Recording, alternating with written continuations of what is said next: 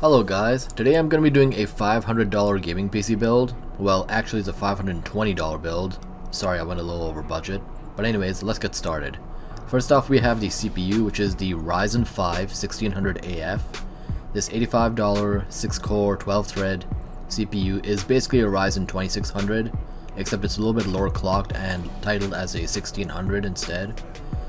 I'm not sure why AMD did this, but I'm glad they did. It is extremely cheap. It comes with a really good cooler, CPU cooler I mean, and it is able to play every game that is out there currently at least 1080p resolution.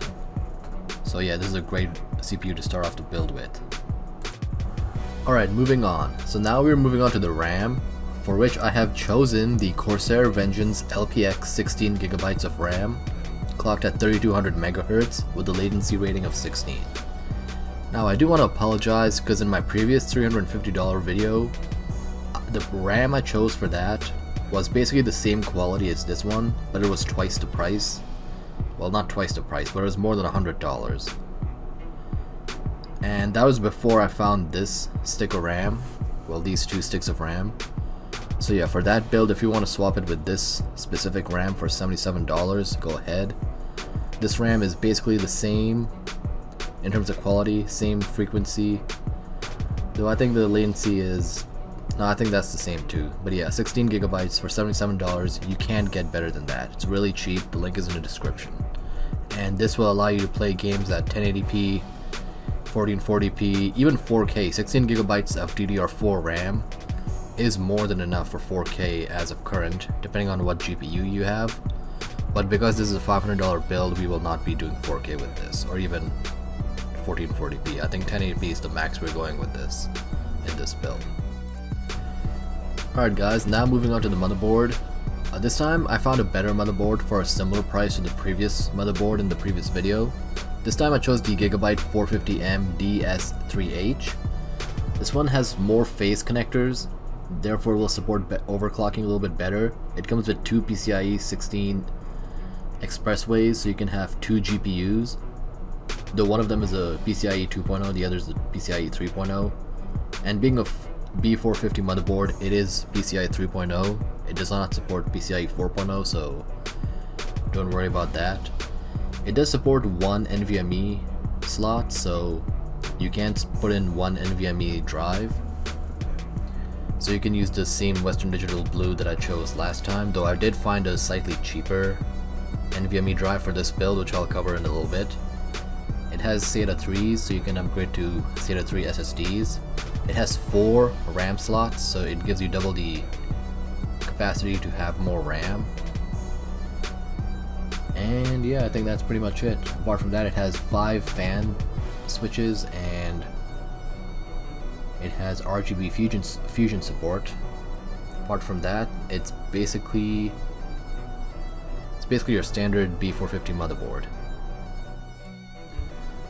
Alright, so next up we have our GPU. This time I went with a discrete GPU rather than an APU solution, mostly because the strongest APU for desktop right now, the R5 3400G, is close to $300, and that was way too expensive for this build.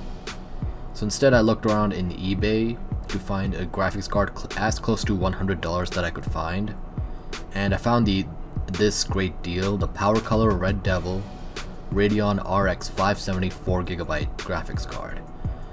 These seem to be unopened boxes, basically brand new GPUs. And if anyone has been keeping up with how the Polaris GPUs have progressed over the years, you guys should know that the RX 570 is a beast of a GPU. At this point it is almost on par with the GTX 1060, if not stronger, which is perfect for 1080p gaming at 60 frames a second. Sure, not everything plays at ultra settings anymore, but turn some settings down to medium and high and you will have a perfect 1080p 60 FPS experience with this graphics card. The one limit is that it only has 4GB of RAM, of VRAM. I really wish I could find an 8GB of VRAM card, but 4 is better than nothing. And a 570 Polaris 10 GPU, you really cannot go wrong with this, for this price range. Alright, so next up is the storage. Previously I went with the Western Digital Blue 500 gigabyte NVMe. However, since my previous video, the price of that item has increased considerably. Well, probably by at least like $20, so therefore I went with the Crucial P1 500 gigabyte 3D NAND NVMe PCIe M2 SSD. This is basically the same as the Western Digital Blue model. It might be a little slower, but it's still an NVMe, so you really should not notice any difference in terms of game. Well, there'll be some difference in game loading time, but not in performance. It has read-write speeds of 2000 megabytes per second and 1700 megabytes per second respectively. It has self-monitoring and reporting technology, so it's a smart NVMe. And yeah, it has storage capacity up to 40 years, so more or less a 40-year warranty. Well, that's assuming you don't keep reading and writing into it and, you know, breaking it. But yeah, if you want a 1 terabyte NVMe or even a 2 terabyte, you can do so. The motherboard supports PCIe 3.0 for the M.2 slot, so you cannot use any PCIe 4.0 NVMe's, which does work in your favor because it is these are the cheaper variants of the NVMe drives, but they're still fast enough to get the job done. Alright, now moving on to the power supply. I chose the exact same power supply from my previous video because when running this through PC Part Picker, there were no issues in compatibility. Now, being the cheapest power supply with a 4.5 star rating, you can't go wrong with the Thermaltake Smart 500 watt 80 plus white certified PSU for the price tag of $48 essentially. I would personally prefer getting a 80 plus gold or an 80 plus platinum, but an 80 plus white will last you 3, 4, maybe even 5 years if you don't overuse the computer too much. And yeah, I mean, I really can't say much else about this power supply that I haven't covered in my previous video, but it's a good, decent power supply for a starting build, so for $500, you can't go wrong with this. PC case, for which I chose from the same video as before, the DeepCool Matrexx 30 Mini Tower MicroATX case. For $35 effectively US, you can't go wrong with this case.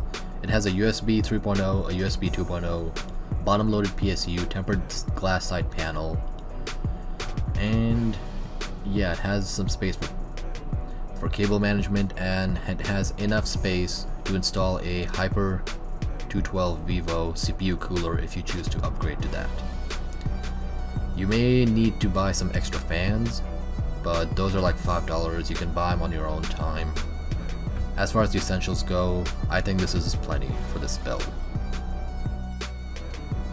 Alright guys, so the total cost of this build comes up to $519, which is roughly $520. Well, not including shipping or handling or taxes. And it's close enough to $500, so I think this video still counts as a $500 gaming PC. More or less. I mean, you can get some rebates and, you know, save some money, and yeah, then it is a $500 PC build. And yeah, I'm using the calculator instead of PC Part Picker because the CPU, the Ryzen AF, I was not able to find it for the right price that was labeled on Amazon on PC Part Picker, and neither was I able to find the GPU, which was on eBay only. But let's go over it. $85 for the CPU, $77 for the RAM, $73 for the motherboard, $84 for the PSU, $51 for the case, and $70 for the NVMe, plus $115 for the GPU. If you add all those together, it is $519, thus completing our $520 gaming PC build. And yeah, I think I will make a $1,000 gaming PC build next. Or actually no, $700 and then $1,000. But before that, I think I want to start my K-Tinker project. I was thinking of making it one massive video, but the more I've been working on it, the more I think that it'll be better as a series. So yeah, I'll start making videos on those sometime this week. Probably closer to Wednesday, Thursday, maybe even Friday. And then yeah, I'll probably have the $700 gaming PC posted by Friday. Anyways, I hope you guys have a good one. Peace out.